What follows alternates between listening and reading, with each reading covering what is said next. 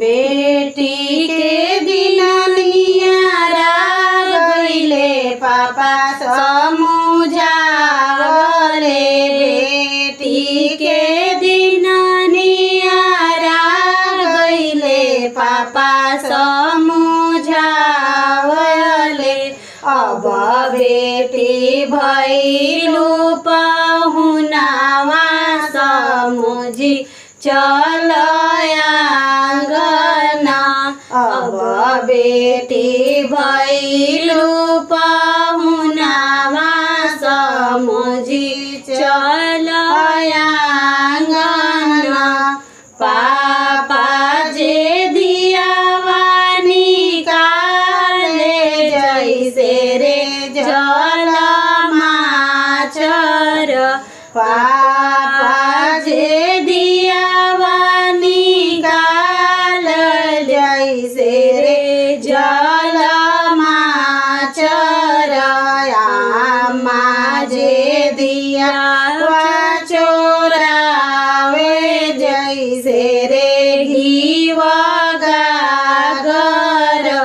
आमा जे दियावा चोरावे जैसे रे घीव गागर।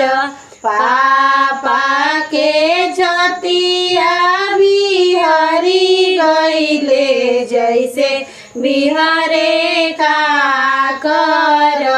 पापा के छतिया बिहरी गइले जैसे बिहरे काकर। आमा के नैना से निरढरे जैसे भादोरी चुए। आमा के नैना से निरढरे जैसे भादोरी चुए। बेटी के दिन नियारा गइले चाचा समझावले। बेटी के दिन नियारा गइले चाचा समझावले।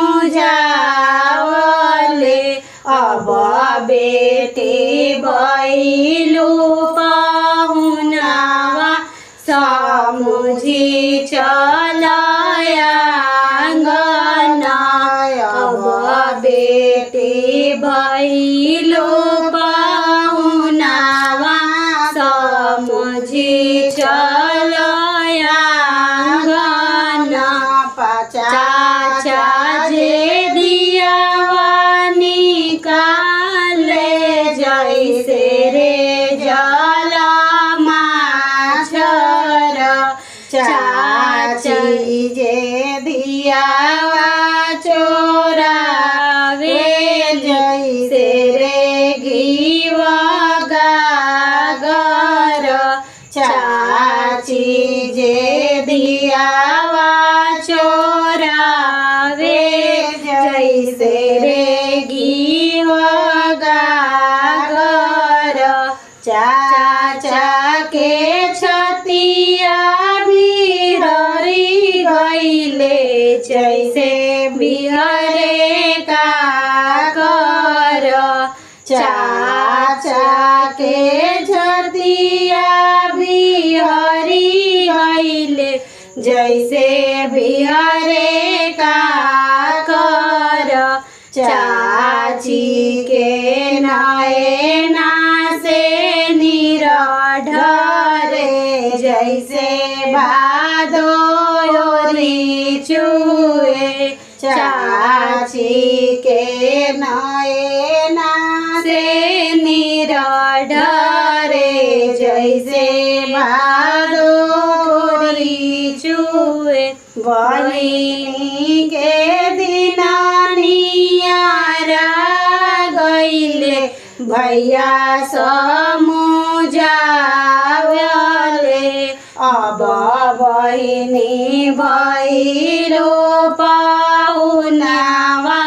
木鸡叫了呀。